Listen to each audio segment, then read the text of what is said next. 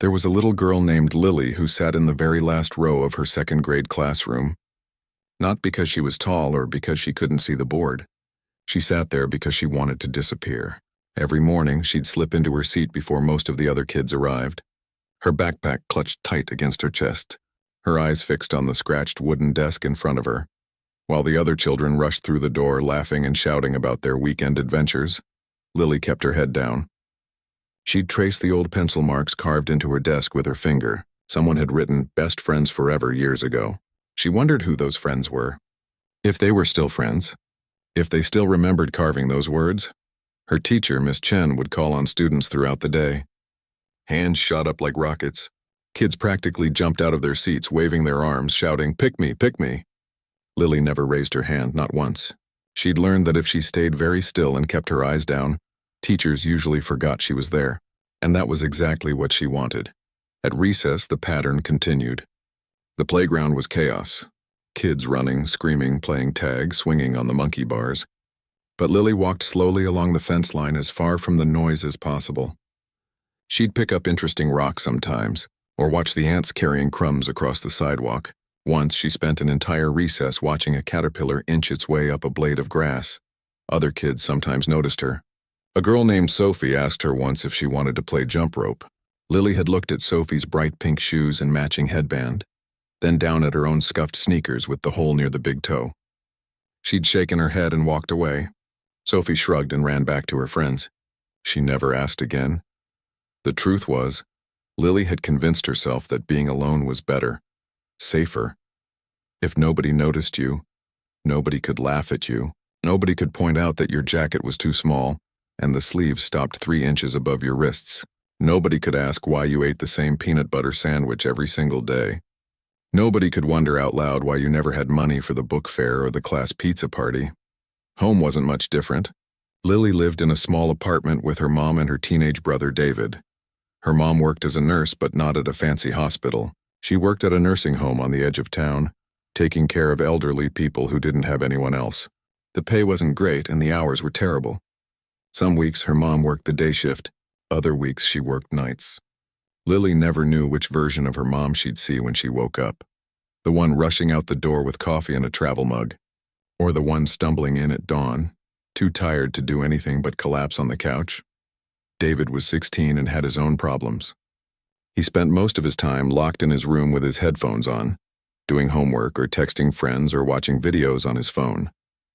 He wasn't mean to Lily, he just wasn't really there. Sometimes she'd knock on his door to ask him something, and he'd grunt without looking up from his screen. After a while, she stopped knocking, so Lily learned to take care of herself. She'd wake up to an alarm clock she'd found at a garage sale. She'd pour herself cereal, carefully measuring it out so the box would last the whole week. She'd pack her own lunch, that same peanut butter sandwich, a small bag of pretzels if they had any, and a juice box from the bulk pack under the sink. She'd walk herself to school, counting the cracks in the sidewalk, 17 cracks from her apartment building to the crosswalk, 23 more to the school entrance. She knew every single one. After school, she'd let herself into the empty apartment with the key she wore on a string around her neck. She'd do her homework at the kitchen table, the only sound the hum of the old refrigerator and the occasional thump of footsteps from the apartment upstairs. When David got home, he'd nod at her and head straight to his room. When her mom got home hours later, she'd heat up whatever was easy, mac and cheese from a box or canned soup or sometimes just toast with butter. They'd eat together in silence, her mom too exhausted to ask about Lily's day. And Lily too used to the quiet to volunteer anything. But every night, when Lily climbed into her narrow bed with the faded comforter, she had a ritual. She'd pull the blanket up to her chin, close her eyes tight and whisper the same wish into her pillow. "I wish I could be invisible."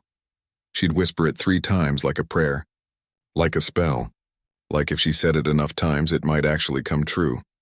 In her mind, being invisible sounded perfect. If you were invisible, nobody could see your too small clothes. Nobody could notice that your hair wasn't brushed quite right because you had to do it yourself. Nobody could count how many times you wore the same shirt in 1 week. Nobody could see you sitting alone. Nobody could feel sorry for you. And maybe, just maybe, if you were invisible, it wouldn't hurt so much when your mom was too tired to help with homework, when your brother forgot to say goodnight, when you ate lunch by yourself in the corner of the cafeteria while everyone else laughed and traded. snacks, and made plans for after school. Lily had convinced herself that the ache in her chest, that hollow feeling that never quite went away, would disappear if only she could truly become invisible, if only she could fade into the background completely, if only she could stop hoping that someone might notice her, might see her, might care. She didn't know yet that sometimes the loneliest place in the world isn't being lost in a crowd. It's being surrounded by people and feeling like none of them can see you at all. And she definitely didn't know that her carefully constructed invisibility was about to be challenged in a way that would change everything. It happened on a Tuesday morning, right after attendance. Miss Chen stood at the front of the classroom with that particular kind of smile that teachers get when they think they have a great idea. Lily felt her stomach tighten. Nothing good ever came from that smile. "Class, I have something exciting to share," Miss Chen announced, clapping her hands together. The room buzzed with anticipation. "This Friday we're going to have show and tell." Several kids cheered. Lily sank lower in her seat. "Now I know some of you have done show and tell before," Miss Chen continued, walking between the desks. "But this time, it's going to be extra special. I want each of you to bring something from home that tells us who you are, something meaningful, something that represents what makes you special." The word special landed on Lily like a weight. She stared at her desk, her heart pounding. "It could be anything," Miss Chen went on, her voice bright with enthusiasm. "A family photo, a trophy, a book that changed your life, a souvenir from a trip. Maybe something that belonged to someone important to you. The key is that it needs to mean something. You'll each have 3 minutes to present your item and tell us why it's important." Around the room, kids immediately started chattering with excitement. A boy named Tyler shouted out, "Can I bring my soccer trophy? We won the championship." Miss Chen nodded approvingly. A girl named Hannah said she'd bring the snow globe her grandmother gave her from Paris. Another kid talked about bringing his dad's military medals. Lily felt sick. She kept her eyes glued to her desk, hoping that if she didn't look up, this would somehow not apply to her.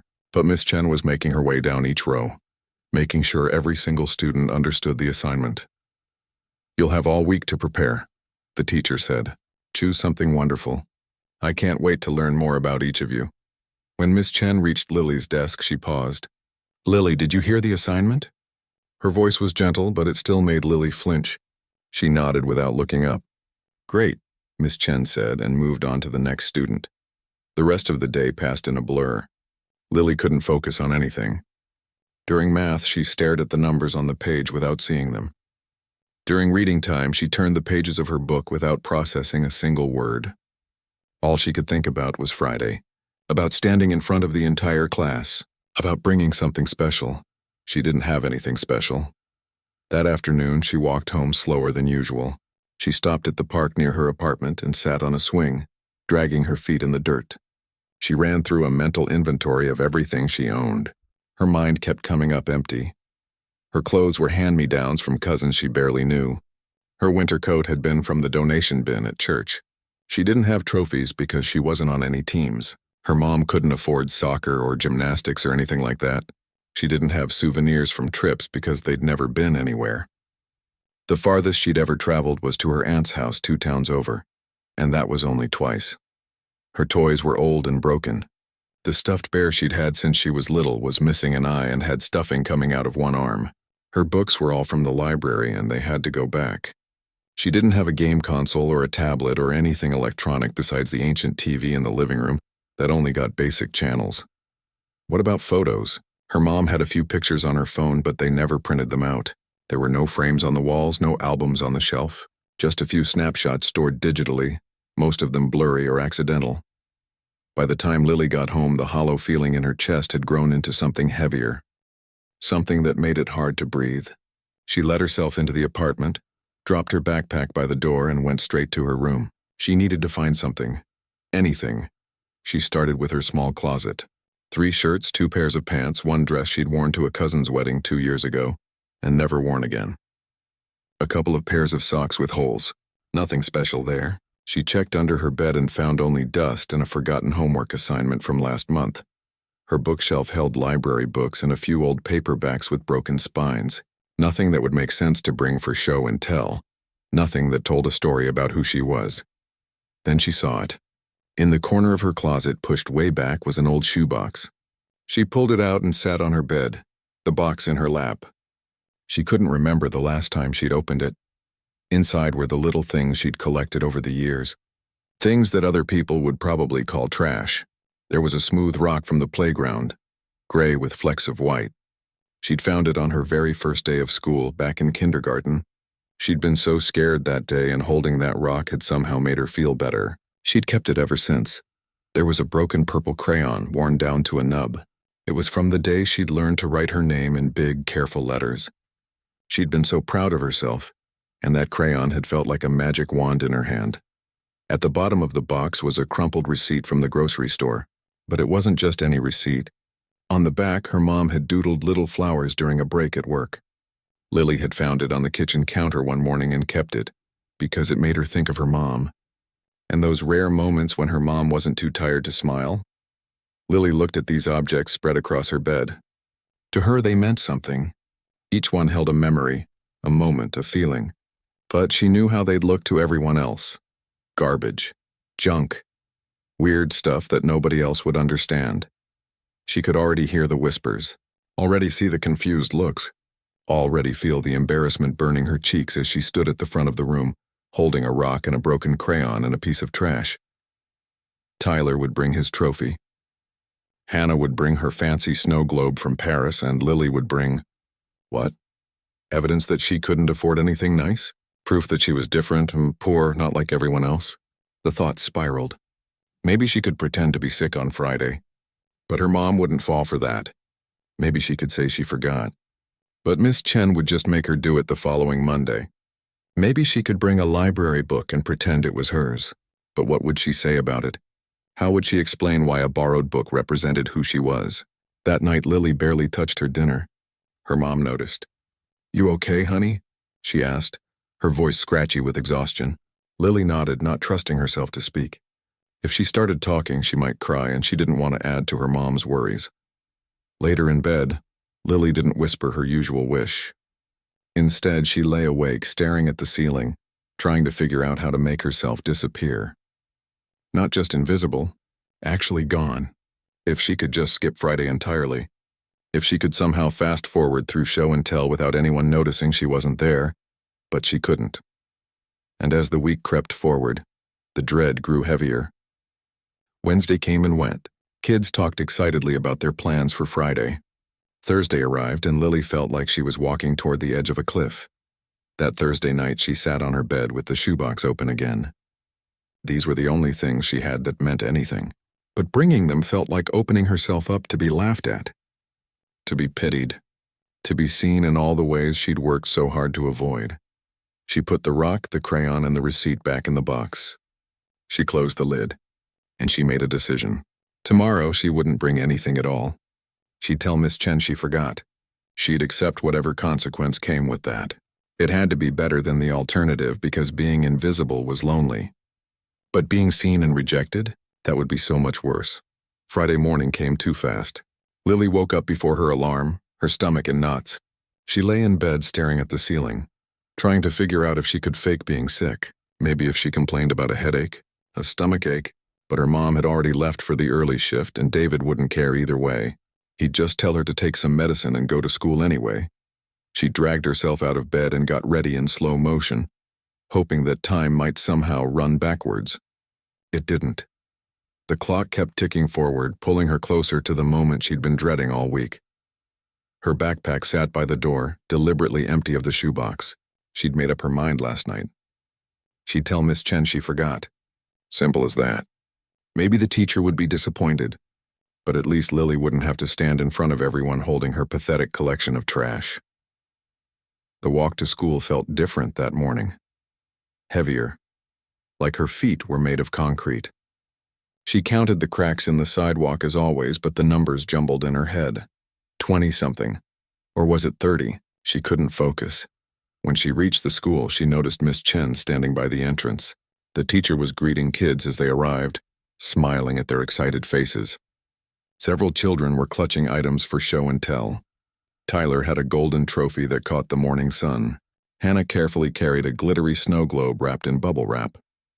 Other kids had bags and boxes and mysterious objects covered with cloth. Lily tried to slip past without being noticed. She almost made it. Lily? Miss Chen's voice was soft, but it stopped Lily in her tracks. Can I talk to you for a second? Lily's heart hammered. She turned slowly, already preparing her excuse about forgetting her item at home. But before she could speak, Miss Chen gestured toward the bench near the entrance. Let's sit for a minute. We've got a few minutes before the bell. They sat down together. The morning was cool, and Lily could see her breath in small clouds. She kept her eyes on her shoes, those old sneakers with the hole near the toe that seemed to get bigger every day. I noticed something this week, Miss Chen began. Her voice wasn't accusing, just observant. You seemed worried. Upset, maybe. Am I right? Lily didn't answer. She couldn't. There was a lump in her throat that made speaking impossible. Show and tell can be stressful, the teacher continued. Some kids love it. They can't wait to share. But for others it feels scary. Is that how you're feeling? Lily nodded, just barely. It was the smallest movement, but Miss Chen saw it. Want to tell me why? The words came out before Lily could stop them. I don't have anything. Her voice was barely a whisper. Nothing special. Nothing good enough. Miss Chen was quiet for a moment. Then she said something Lily didn't expect. Can I tell you a secret? When I was your age, my teacher did show and tell. Everyone brought these amazing things. One kid brought an autograph from a famous baseball player. Another kid brought jewelry that had been in their family for generations. And you know what I brought? Lily glanced up, curious despite herself. A pine cone, Miss Chen said, and she smiled at the memory. Just a regular pine cone from my backyard. I'd painted it with gold glitter because I thought that would make it special. But the glitter fell off on the way to school, and I stood there holding this plain, ordinary pine cone, feeling like the smallest person in the world. What happened? Lily asked, her voice still small. Well, I told the class about how I'd found it under my favorite tree. The tree I climbed when I was sad. The tree where I'd read my first chapter book. The tree that felt like my friend when I was lonely. And you know what? Half the class said they had a tree like that too. My plain pine cone helped people share their own stories. Miss Chen shifted on the bench to face Lily more directly. The thing is, Lily, it's not about having expensive stuff or fancy stories. It's about sharing something true, something that matters to you, even if it seems small. Lily thought about the shoebox under her bed. But what if people think it's dumb? What if they laugh? That's a fair worry, Miss Chen acknowledged. But can I ask you something?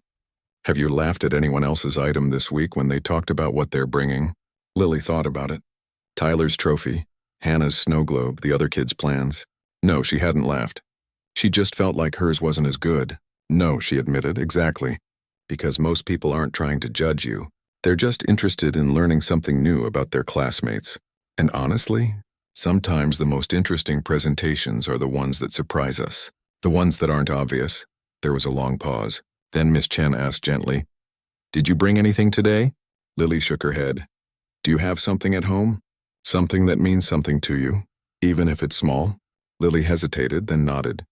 Tell me about it. And somehow sitting there on that bench with the morning sun getting warmer and the sounds of kids playing in the distance, Lily found herself talking. She told Miss Chen about the rock from her first day of school, about the broken crayon and learning to write her name, about her mom's doodles on the receipt. Miss Chen listened without interrupting. When Lily finished, she expected the teacher to say something polite but dismissive. Instead, Miss Chen's eyes were bright.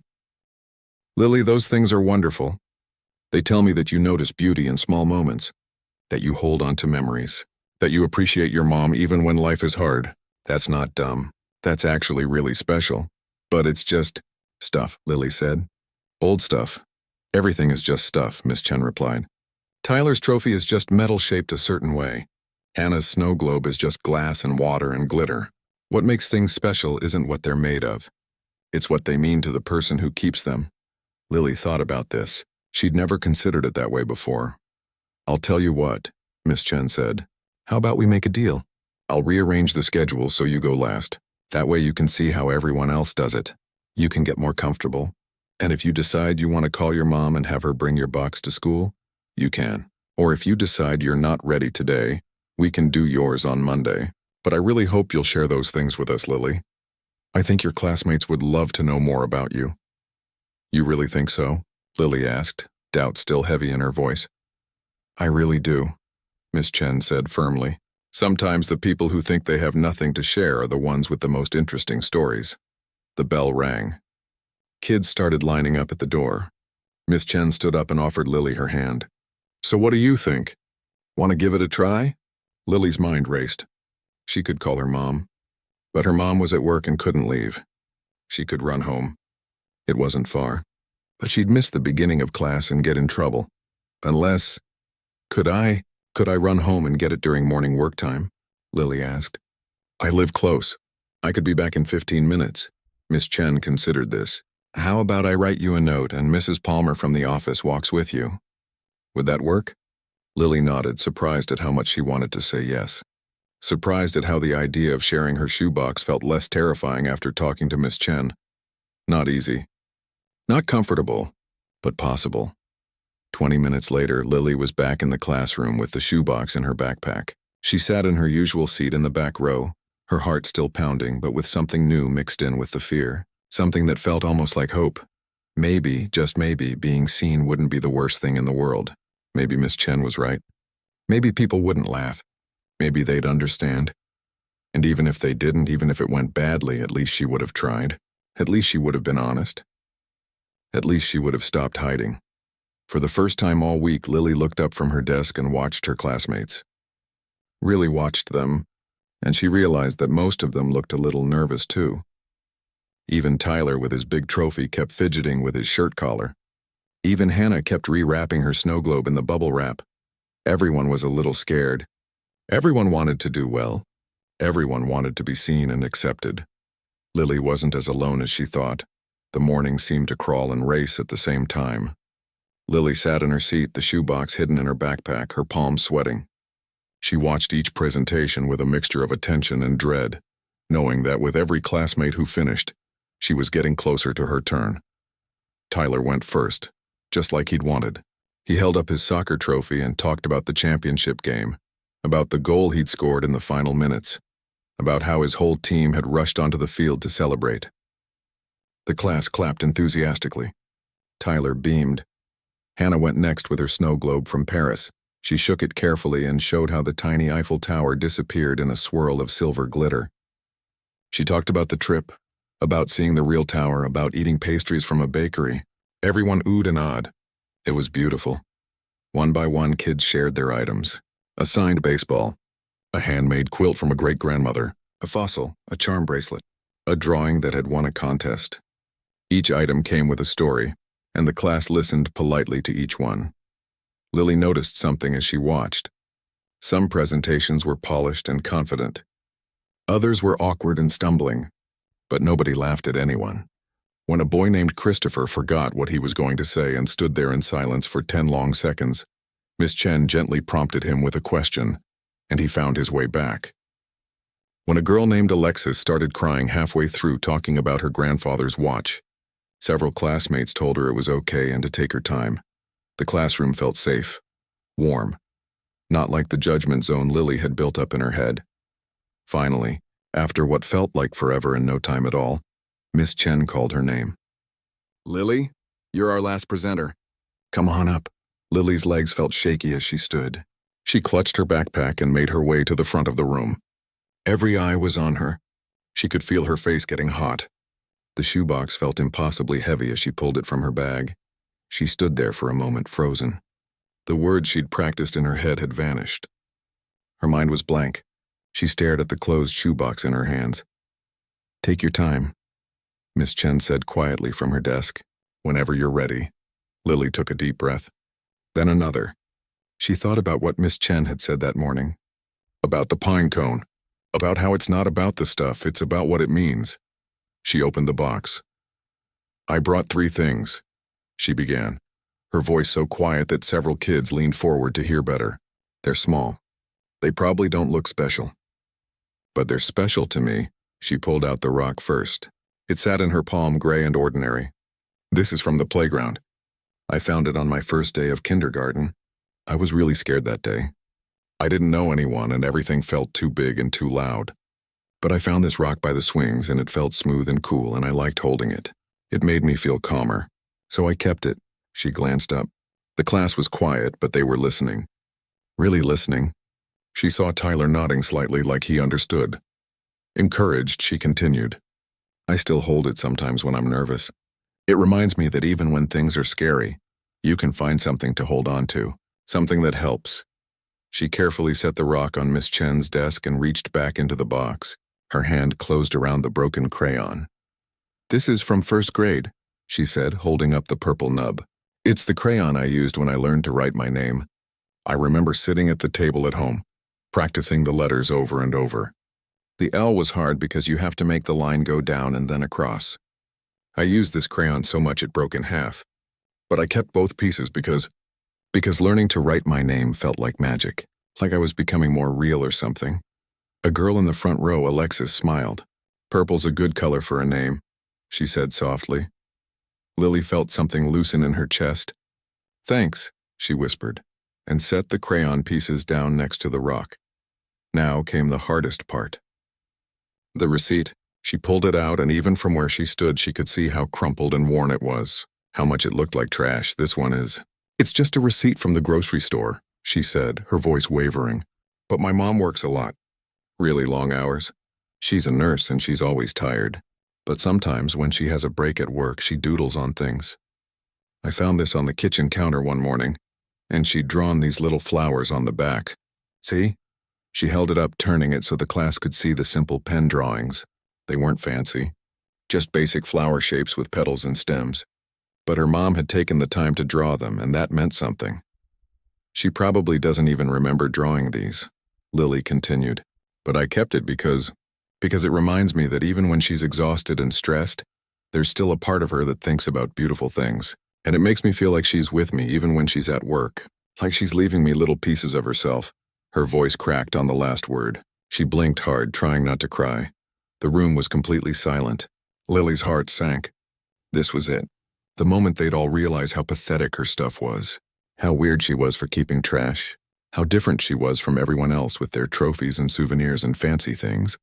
But then Hannah raised her hand. Can I say something? Miss Chen nodded. Hannah stood up. I think that's really beautiful. The receipt, I mean.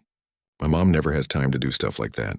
She's always on her phone or in meetings. I'd keep that too if my mom drew me flowers. Another hand shot up. Christopher. My dad collects rocks too. He has like 100 of them. He says every rock has a story about where it came from and who found it. Then Tyler spoke up without raising his hand. I still have my first baseball from T-ball. It's all dirty and the leather's coming off, but I won't throw it away. So I get it. About the crayon, I mean. Suddenly other kids were jumping in with their own stories. About things they'd kept that seemed silly. About objects that meant more than their appearance suggested. About parents who worked hard. About memories attached to ordinary things. Lily stood at the front of the room, stunned. They weren't laughing. They weren't judging. They were connecting. They understood. Miss Chen stood and walked over to stand beside Lily. She looked at the 3 items on the desk. The rock, the crayon pieces, the crumpled receipt, and then at the class. You know what I love about Lily's presentation? The teacher said. She showed us that you don't need expensive things to have meaningful things. She showed us that paying attention to small moments matters, and she showed us something brave. It takes courage to share things that feel vulnerable, to show people what really matters to you. Lily, thank you for that, the class applauded. Not the polite golf clap they'd given some of the earlier presentations. Real applause. Several kids were smiling at her. Alexis gave her a thumbs up. Lily managed a small smile back. The tightness in her chest that had been there all week, maybe all year, had loosened. Not gone completely, but lighter, breathable. She gathered her 3 treasures and put them carefully back in the shoebox.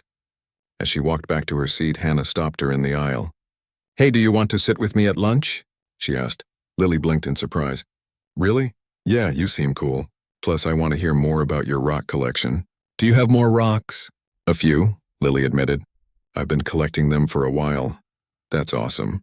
I collect pressed pennies from everywhere I visit. I'll show you at lunch. As Lily sat back down at her desk, she realized something had shifted. The invisible wall she'd built around herself had developed a crack. And through that crack, light was getting in. She looked around the classroom with different eyes. These weren't kids who would judge her. They were just kids. Kids with their own worries and their own treasures and their own stories. Kids who understood at least a little bit what it felt like to hold on to something small that meant something big. For the first time since she could remember, Lily felt like maybe, just maybe, she belonged. Not because she had trophy-worthy accomplishments or fancy souvenirs from Paris, but because she had a story, because she'd been brave enough to share it, because she'd let people see her, really see her, and they hadn't turned away. They'd moved closer. That lunch was different from every other lunch Lily had ever had at school. She sat with Hannah and Alexis at a table near the windows, the autumn sun streaming in and making everything feel warmer. Hannah showed her the pressed pennies she kept in a small zippered pouch, each one flattened and stamped with a different design from places she'd visited. Alexis talked about her collection of interesting leaves she'd been pressing in books. "You should start a rock museum," Hannah suggested, taking a bite of her sandwich. "Like label them with where you found them and when. My cousin does that with shells." Lily had never thought of it that way. Her rocks were just rocks kept in an old pencil box under her bed. But the idea of turning them into something more official, something museum-like, made her chest feel light. "That's actually a really good idea," she said quietly. For the first time, lunch didn't feel like something to survive. It felt like something to enjoy. The rest of the afternoon passed in a blur of normalcy, but a different kind than before.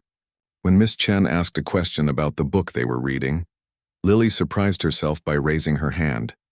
Not all the way up, not waving it around like some kids did, but up enough to be seen. Miss Chen called on her and Lily answered. Her voice was soft, but it was there. She was there. At the end of the day, as kids packed their backpacks and chatted about weekend plans, Tyler stopped by Lily's desk. "Hey, that thing you said about holding the rock when you're nervous? I do that with my lucky baseball before games. Helps calm me down too." Lily looked up at him. This kid she'd always thought had everything together and saw something new. He got nervous too. He needed help calming down too. They weren't so different after all. "Does it work?" she asked. "Most of the time," Tyler said with a shrug. "Sometimes I still mess up, but it helps." The walk home from school felt different. The cracks in the sidewalk were the same ones Lily had counted 1,000 times. But somehow the counting felt less like a ritual to keep her safe, and more like a habit she just happened to have. The afternoon air was cool and crisp, and Lily noticed the leaves were starting to turn colors. Had they looked like that yesterday? Or had she just not been paying attention? When she got home, the apartment was empty as usual. She made herself a snack, sat at the kitchen table, and pulled out her homework. But before she started, she went to her room and retrieved the pencil box with her other rocks. 7 total, each one different. One was black and shiny. One had a vein of white quartz running through it. One was perfectly round, smoothed by water from somewhere. She found an old notebook and carefully drew a box for each rock. Next to each box, she wrote where she'd found it and what she'd been doing that day. The black shiny one was from the park the day after her 7th birthday, when her mom had taken her on a rare day off. The one with quartz was from the sidewalk outside the library. She'd found it the day she'd checked out her first chapter book all by herself. Each rock held a memory, a moment, a piece of her story. She was still working on her rock museum when she heard the key in the lock. Her brother came home first, as usual, but this time Lily called out from the kitchen. "David?" He poked his head around the corner, surprised. She never really talked to him when he got home. "Yeah, want to see something?" He hesitated, probably wanting to go straight to his room like always. But something in her voice made him pause. He walked over to the table and looked at her notebook. "What's this?" "I'm making a rock museum," Lily said, and she explained about show and tell, about the presentation, about Hannah's suggestion. David listened, really listened. When she finished, he said, "That's actually pretty cool. I used to collect stuff like that when I was your age. Rocks and bottle caps and whatever." He paused. "I think I might still have some of them in a box somewhere." "Really?" Lily looked at her brother like she was seeing him for the first time. Not just as the teenager who ignored her, but as someone who had once been 7 years old too, someone who had collected small treasures. "Yeah, maybe I'll dig them out this weekend." He ruffled her hair, something he hadn't done in years, and grabbed a snack before heading to his room. But before he disappeared, he turned back. "Hey, Lily?" Good job on your presentation. She stared after him, warmth spreading through her chest. Thanks, she whispered to the empty kitchen. Hours later, when her mom finally came home, Lily was practicing math problems at the table. She looked up as her mom dragged herself through the door, exhaustion written across her face. Her mom dropped her bag, kicked off her shoes, and collapsed into a chair with a heavy sigh. Long day, baby, she mumbled, rubbing her eyes. For a moment, Lily almost didn't say anything, almost let the moment pass like she always did. But then she thought about Hannah and Alexis and Tyler and Miss Chen. She thought about the receipt with the flowers. She thought about being seen. Mom, she said softly. I had show and tell today at school. Her mom looked up, trying to focus through her exhaustion. Oh yeah? How'd it go? I showed them your doodles. The flowers you drew on that grocery receipt. Her mom's expression shifted. Confusion first, then something that looked almost like embarrassment. Oh honey, that was just scribbles. That wasn't anything. It was something to me, Lily interrupted gently. It made me feel like you were with me even when you're at work. And I told the class that. And they thought it was nice. Her mom's eyes filled with tears. She reached across the table and took Lily's hand. Her mom's hand was warm and rough from work, and Lily squeezed it tight. I'm sorry I'm not home more, her mom said, her voice cracking. I'm sorry I can't give you fancy things or take you on trips or... I don't need fancy things, Lily said, and she meant it. I just need you. And I know you're trying. I know you're working hard for us. Her mom stood up and pulled Lily into a hug. A real hug, the kind that lasts more than 2 seconds. The kind that says everything that's hard to put into words. They stood there in the kitchen for a long moment, just holding each other. When they finally pulled apart, her mom wiped her eyes and smiled. Tell me more about this show and tell. Start from the beginning. So Lily did. She told her about the whole week, about the anxiety and the fear and the conversation with Miss Chen, about gathering her courage and sharing her 3 treasures, about how the class had responded, about Hannah and lunch and Tyler and her brother and the rock museum. Her mom listened to every word, really listened, her full attention on her daughter for the first time in what felt like forever. You know what? Her mom said when Lily finished.